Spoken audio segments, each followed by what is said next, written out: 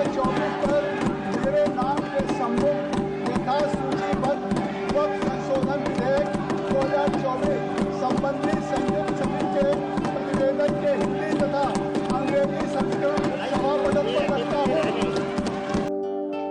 वक्फ एक ऐसा बोर्ड रहा भारत में कि आजादी के बाद से जब ये वक्फ बोर्ड बनाया गया उसके बाद लगातार इस पर सवाल उठते रहे और ये कहा जाता रहा कि वक्फ बोर्ड जितना भी बना हुआ है, वक्फ की जो जमीनें हैं ये लूट खसोट इस पे की जा रही है।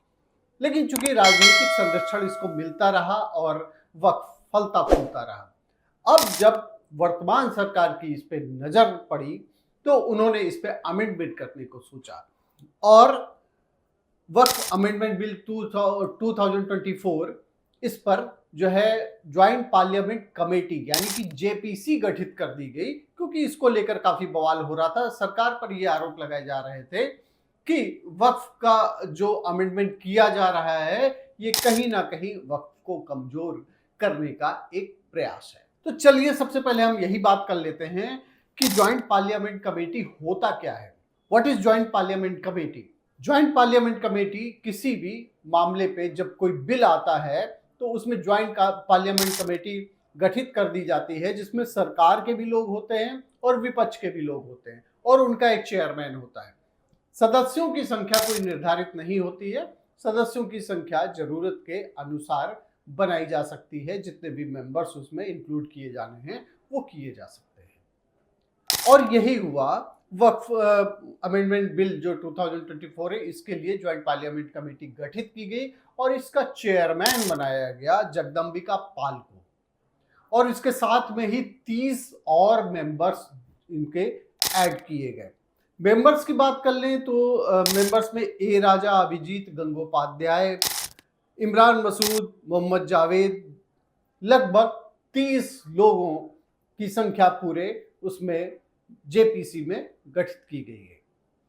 अब उसके बाद में जब रिपोर्ट ये तैयार की गई, राज्यसभा में इसको पेश किया गया और वहीं से बवाल एक बार फिर से शुरू हो गया।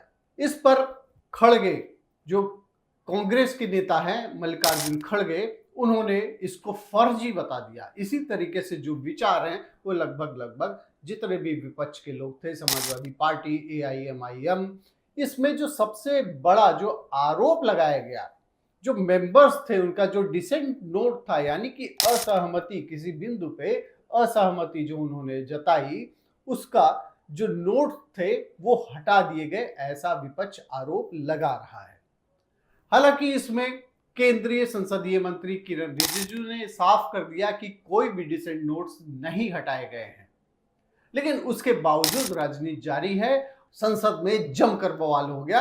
10 मार्च तक इसको स्थगित कर दिया गया राज्यसभा को। अब कांग्रेस इसको सड़क पर ले जाने की तैयारी में है, सरकार अपनी सफाई दे रही है, लेकिन कुल मिला के ये जेपीसी जो है इसमें विपक्ष अब इसको मुद्दा बना रहा है, वक्फ बिल को लेकर मुद्दा बना रहा है, जेपीसी की रिपोर्ट को लेकर मुद्दा बना रहा है। और अभी जो इसमें आरोप लगाए गए हैं उसमें मेन यही है कि जो डिसेंट नोट थे वो हटा दिए गए।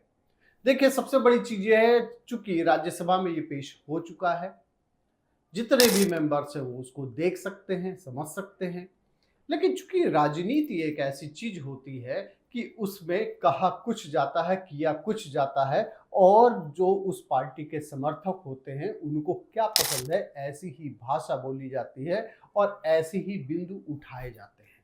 लेकिन सरकार का कहना है, मंत्री का कहना है कि इसमें कोई भी नोट नहीं हटाए गए हैं।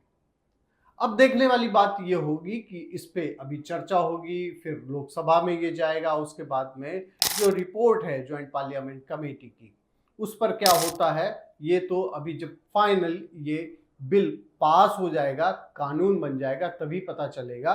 लेकिन सबसे बड़ी बात ये है कि फिलहाल ये मुद्दा एक बार फिर से गर्म हो गया है और इस मुद्दे को लेकर विपक्ष पूरी तरीके से प्रभावी है और विपक्ष का कहना ये है कि अब इसको और लार्ज स्केल पर ले जाया जाएगा। जो सरकार का कहना है, केंद्रीय मंत्री का कहना है कि इसमें से केवल वो हटाए गए हैं जो अध्यक्ष के विरुद्ध कमेंट किए गए थे या समिति के विरुद्ध कमेंट किए गए थे, उनको केवल हटाया गया है, क्योंकि जेपीसी में ये सारी चीजें कवर नहीं होती हैं, ये केंद्रीय मंत्री का कहना है।